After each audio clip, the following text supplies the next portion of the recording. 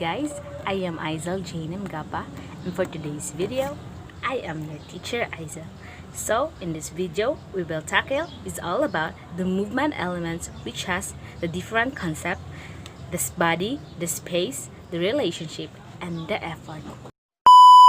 In the body concept, meron siyang apat na categories which is the body parts, the body shape, the action of the body parts, and the action of the whole body. In the action of the whole body, meron siyang tatlong subcategories which is the locomotor, the non-locomotor, and the manipulative.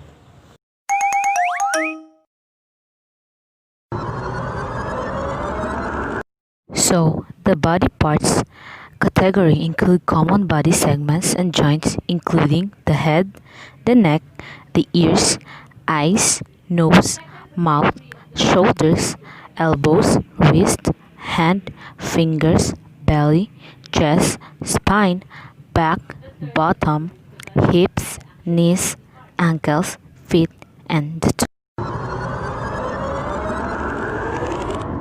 Body shape is the second category, which forms silhouettes or outlines of the body in space.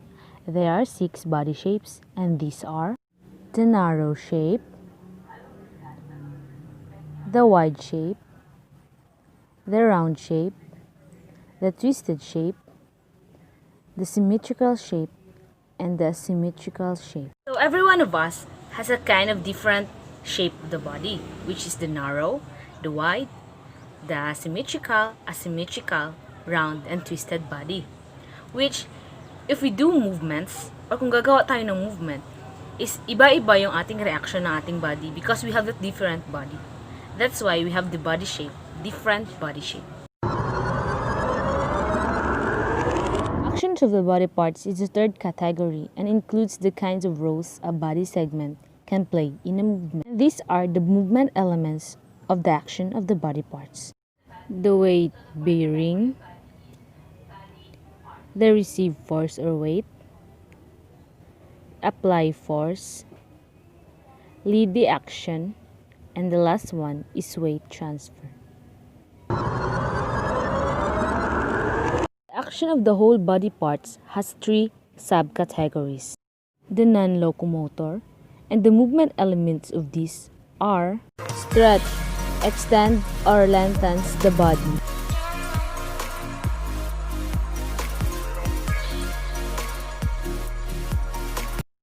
Curl involves some of flexion or bending at the joints. Twist, one end of the body is fixed or turns in the opposite direction of the other part of the body. Turn can be clearly identified when the base of support for the person shifts to face a new direction. In a twist, the base of support is stationary. Spin, the entire person moves like a toy tapped around a central axis. Swing also has rotation, but the rotation occurs only at one end of the body, which is fixed. Push is opposite of pull. Pull is the opposite of push. Rise, moving up toward the ceiling. Sink, moving down toward the floor. Gesture can refer to a feeling or mood expression using movement as well as to a movement made when attempting to maintain balance.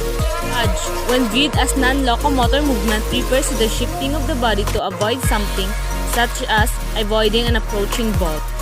Balance, in a practical way, this often means keeping the center of gravity or body weight within the base of support. Counterbalance is a 2 people placing palms together and leaning into each other. The counter tension is simply reversing the direction of the force application. Example, 2 people holding hands and leaning away from each other. Next is the locomotor. So these are the movement elements of locomotor. Walk, an alternate stepping action with arm-leg opposition in the sagittal plane. Cartwheel, the alternation of hand, and foot in the frontal plane. Crawl, alternating right and left side ipsilateral arm-leg movement. Bear walk, walking hands and feet with the belly facing the ground. Crab walk, walking on hands and feet with buttocks facing the ground. Step, alternating right, left, and so on with arm-leg opposition at fast pace. Leap, an elongated run, longer flight time. involves a 1-foot takeoff and landing on the same foot. Skip, alternate step hop combination. Jump involves a 2-foot takeoff and 2-foot landing, a 2-foot takeoff and 1-foot landing, or a 1-foot takeoff and 1. Gallop, moving forward using a continuous pattern of stepping with the lead foot followed by the bringing the rear foot up next the lead foot. Slide, moving sideways using a continuous pattern of bringing the rear foot up beside the lead foot. Rock is a back and forth and doesn't result in much change in location. Roll involves various adjacent body parts coming into contact with the supporting surface, example, hands, head, shoulders, back, and feet in a forward roll, and thus move the person to a different place. Manipulative skills is the last category in the body concept. And these are the elements of manipulative skills. Throw is the use of the hand to release an object, sending it into the air. Roll, example, bowling ball, is different from the throwing in that object is made to move across the supporting surface rather than through the air. Strike involves forceful contact, often a collision between an implement and a ball. Kick can also be a strike. We classify it as a kick because it is done with the foot. Similar to a throw, a kick uses the foot to make an object fly through the air. Volley involves making contact with an airborne object where the intent is to direct the object with accuracy and a light touch. Catch involves a grasp of one object, whereas collecting involves gaining control of an object moving along the ground to redirect it. Chop is similar to a catch except that it involves holding the ball between two things, such as chopping soccer ball between the knee and the ground.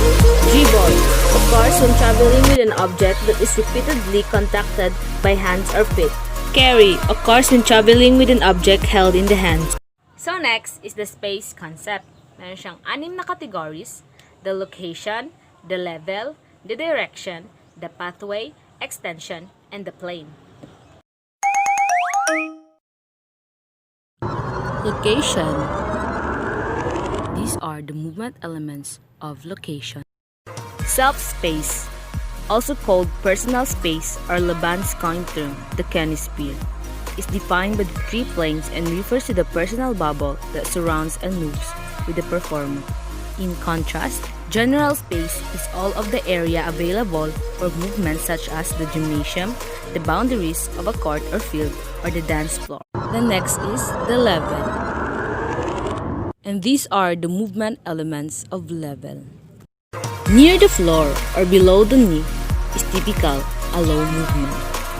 High movement takes the performer into the air or includes movements above the shoulders.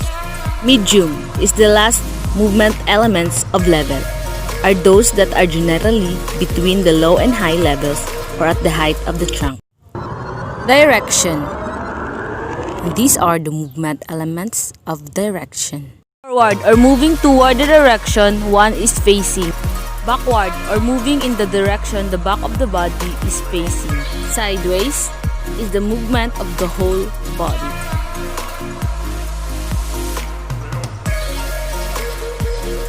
Up, moving toward the ceiling or sky. Down, moving toward the floor or ground. Counter. Clockwise. The fourth one is pathway. And these are the movement elements of pathway. Straight, pathway means to move in a direct line. Curved, pathway moves in an arc or semicircle. Zigzag, pathway moves in a crisscross manner. Plane. And these are the movement elements of plane. Sagittal plane divides the body into right and left sides with a plane sandwiched between them. Frontal plane, also known as the coronal plane, divides the body into front and back sections with a plane bowing sandwiched between them. So lastly, the transverse plane, also known as the horizontal plane, divides the body into top and bottom sections with a plane being sandwiched between them. Extension. And these are the movement elements of extension. small, large. Is the effort concept. Meron siyang apat na categories: the time, the flow, the focus, and the force.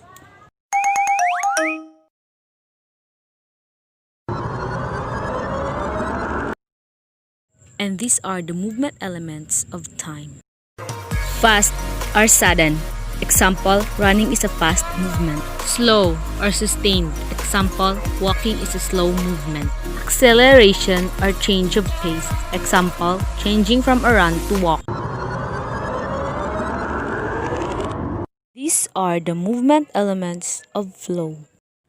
Bound or stoppable. Example, moving like an elephant. Strong, powerful movement are choppy and heavy. Free or ongoing. Example, a child running all over the playground without a specific objective shows freely flowing activity. The third one is focus. And these are the movement elements of focus. Direct.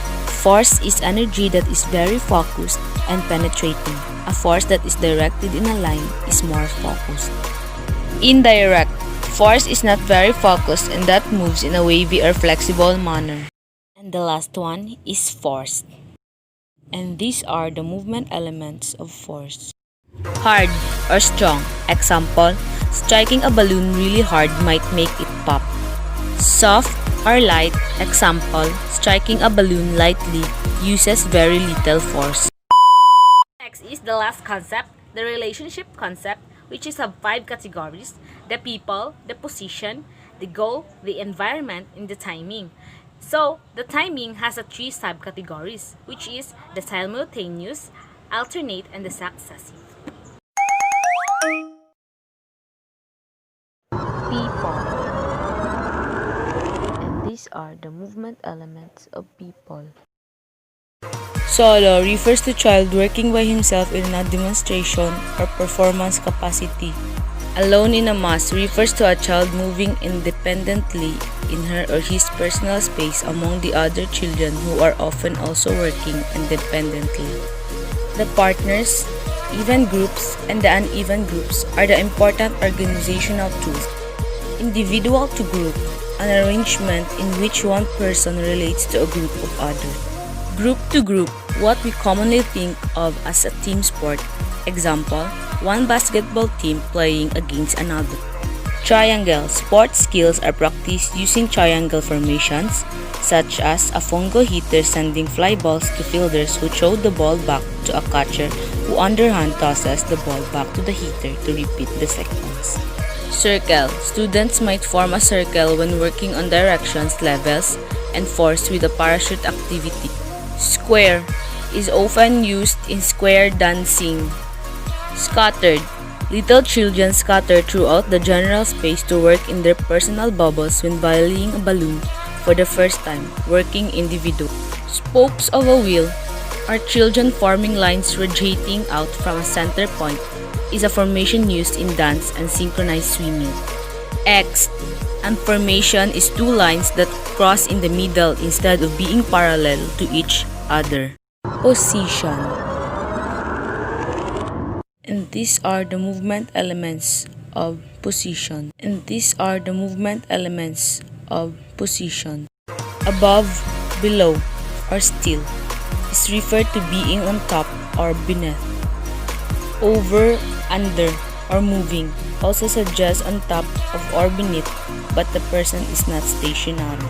Inverted is upside down or having the head below other body parts or can demonstrated when working on gymnastic tasks. Mount, dismount, suggests getting onto or off an object such as bench or beam.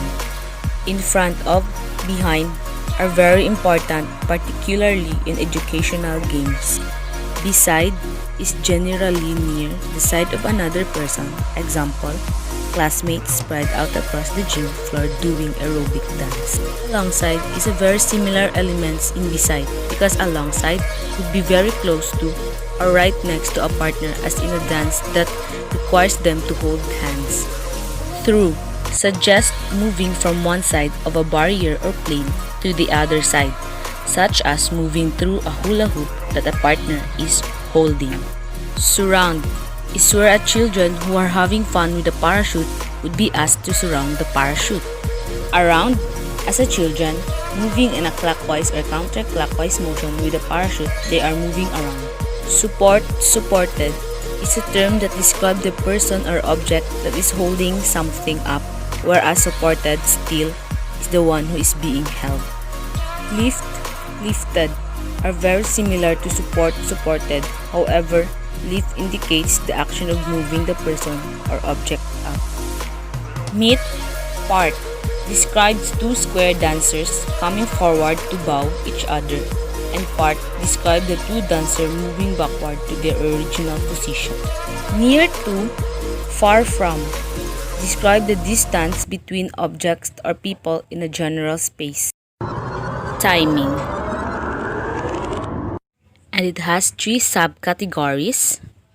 First is the simultaneous, and these are the movement elements of simultaneous. Mirror. Another person's movement, the person is often facing the other person. Match is very similar to mirroring, except that the two people are facing in the same direction, so that when the first person moves his right arm, the other person also moves his right arm. They are the same or matched. Contrast. Movement is one that is the opposite of or different from another. When one moves up, the other moves down. Unison refers to the movement at the same time, like a synchronized swimmers who are perfectly in unison. Alternate. And these are the movement elements of alternate. Take turns. Describe the frequent need in the movement environment to take turns. Lastly, the last subcategory is the successive, and these are the movement elements of success. Movement sequence is a really critical element because most skills are formed by combining several parts in a specific order. Canon is a really fun movement element to practice. Question answer is an interesting relationship of timing. Act or react, the main idea is that one movement causes another. Lead, follow. The second movement is a form of copying the first movement. Goal. And these are the movement elements of goal. Cooperative. Situations are those in which people are helping each other with a different goal. Collaborative involves outwitting an opponent by cooperating with another, possibly an opponent, to create a winning strategy. Competitive. The goal is simply trying to win. Environment. And these are the movement elements of environment. Static. In a static environment, the object, implement, or apparatus is fixed or stationary. Lastly is the dynamic environment. The object or apparatus is in motion.